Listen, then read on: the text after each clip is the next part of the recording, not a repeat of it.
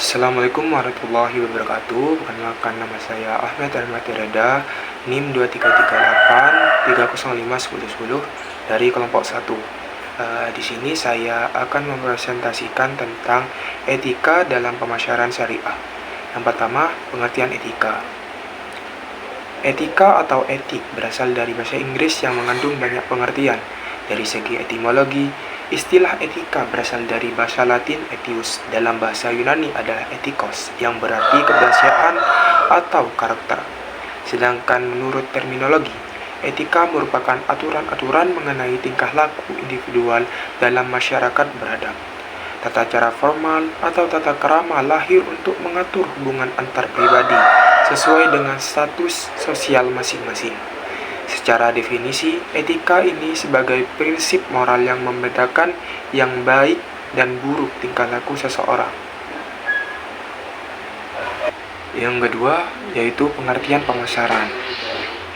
Pemasaran secara etimologi adalah proses cara perbuatan memasarkan suatu barang dagangannya.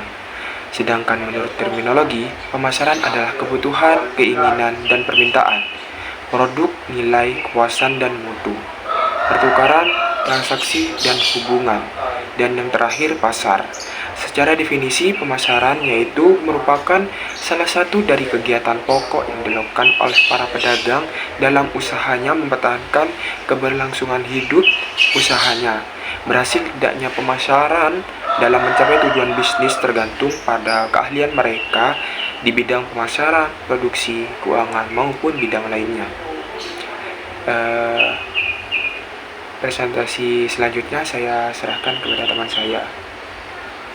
Assalamualaikum warahmatullahi wabarakatuh. Perkenalkan, nama saya Ferdianto, dari kelompok 1, NIM saya 2338305135. Di sini saya akan melanjutkan dari teman saya tadi, yaitu saya menjelaskan tentang etika pemasaran syariah.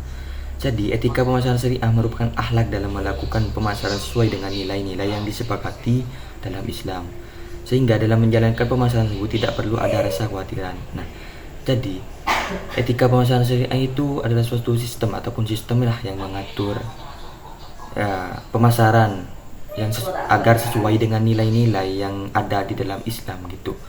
Nah, dan juga ketika kita sudah menjalankan pemasaran secara syariah lah, kita itu tidak usah khawatir. Karena kenapa?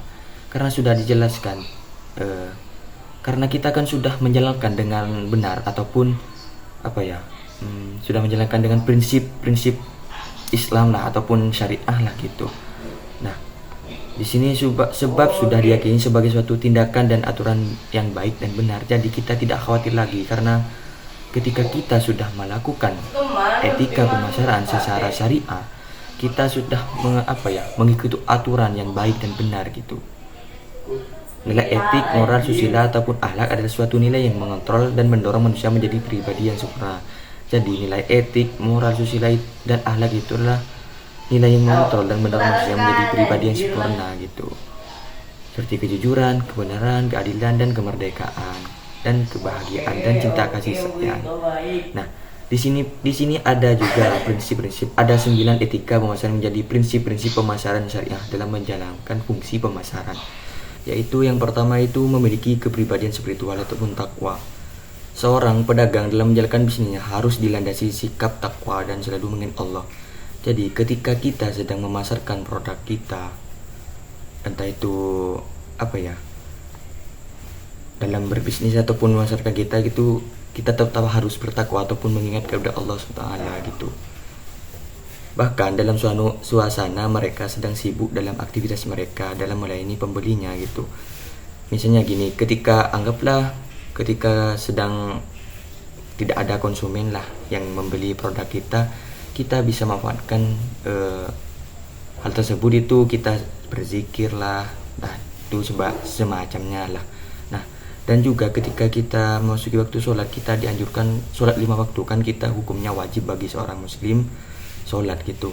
Nah, jadi kita harus menutup dagangan kita, jadi kita harus sholat, dan baru ketika kita selesai sholat kita baru buka kembali. Itu intinya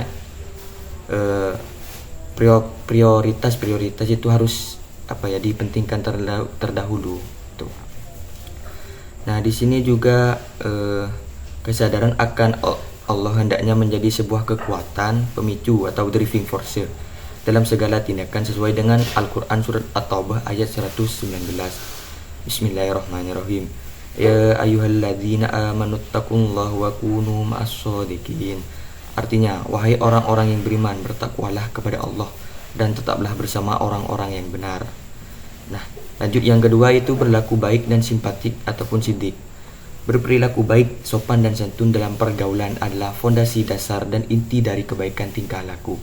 Jadi, ketika kita memasarkan produk kita harus bersikap baik, sopan dan santun dan jujur ya.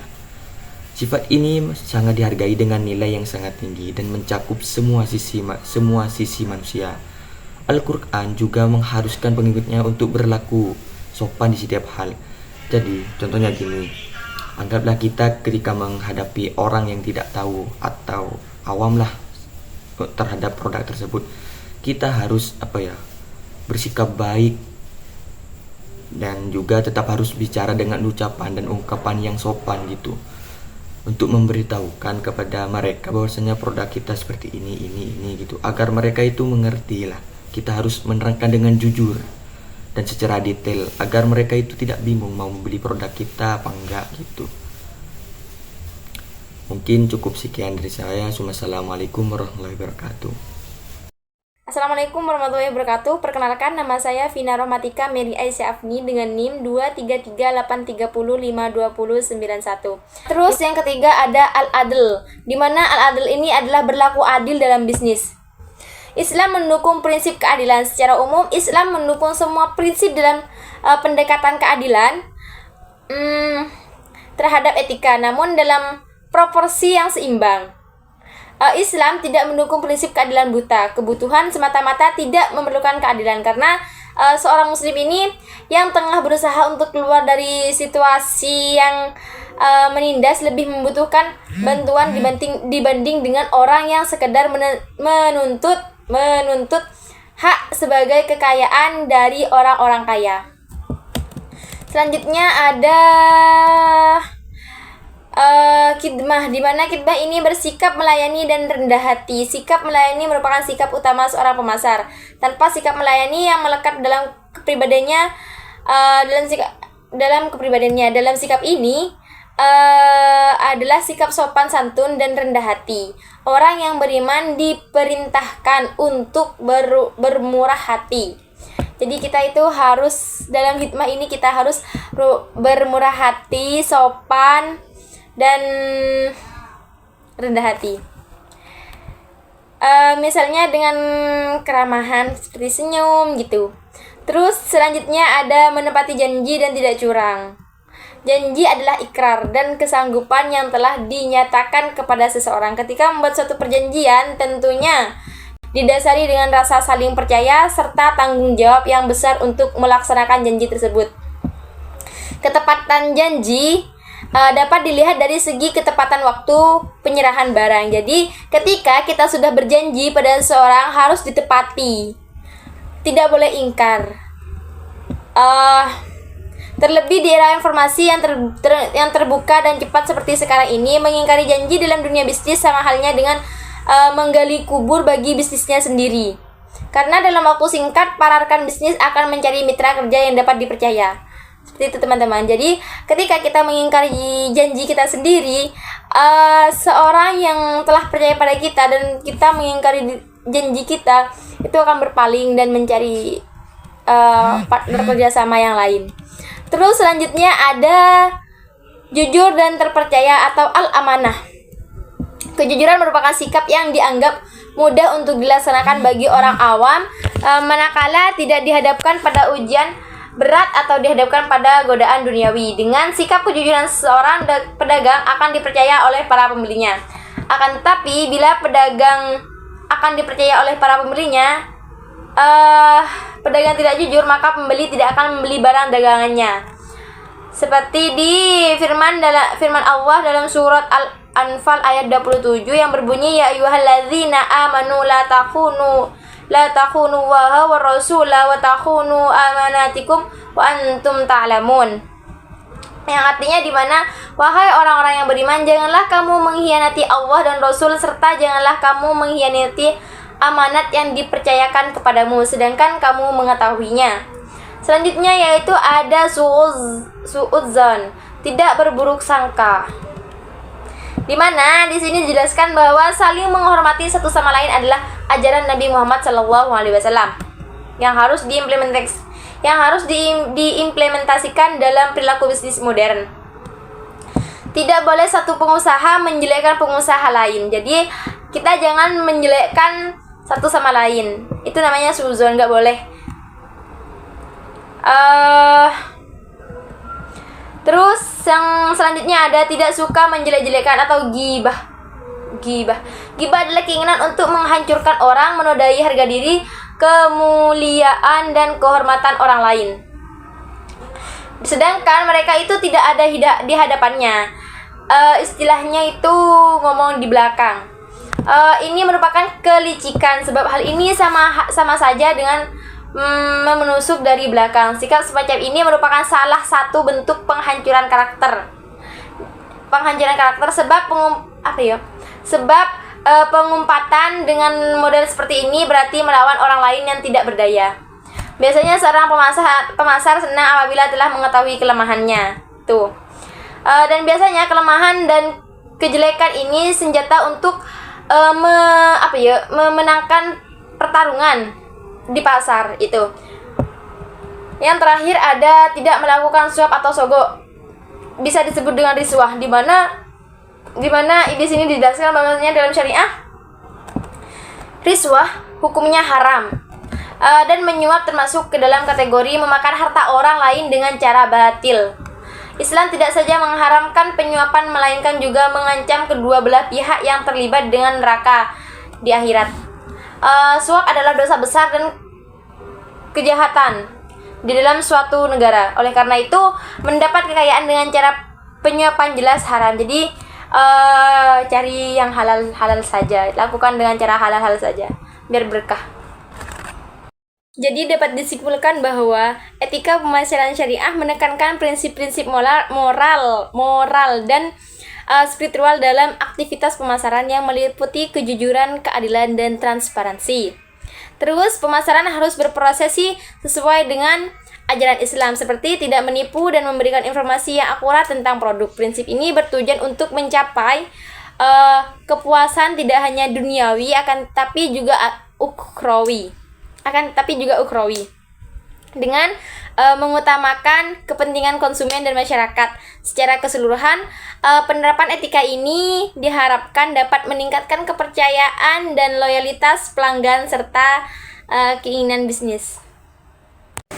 Assalamualaikum warahmatullahi taala wabarakatuh. Perkenalkan, nama saya Ahmad Zaini Mustafa. NIM saya 23383051008. Saya akan menjelaskan implikasi etika dalam fungsi pemasaran. Karena mempengaruhi kepercayaan konsumen, citra merek, dan keberlanjutan bisnis. Etika pemasaran mengharuskan perusahaan berkomunikasi secara jujur dan tidak menyesatkan konsumen dengan cara menghindari praktik manipulatif atau eksploitasi. Selain itu, perusahaan selalu memperhatikan dampak sosial dari produk yang dipasarkan, seperti penggunaan bahan yang aman dan penghormatan terhadap hak konsumen. Dengan menjaga etika, perusahaan tidak hanya mendukung kepercayaan pelanggan, tetapi juga mengurangi risiko hukum dan menjaga reputasi bisnis jangka panjang. Berikut beberapa implikasi etika dalam fungsi pemasaran. 1. Kejujuran dalam komunikasi dalam pemasaran. Kejujuran adalah prinsip utama yang harus dipegang.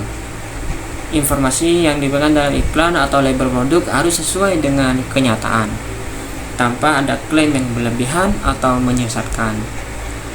2. Perlindungan privasi konsumen.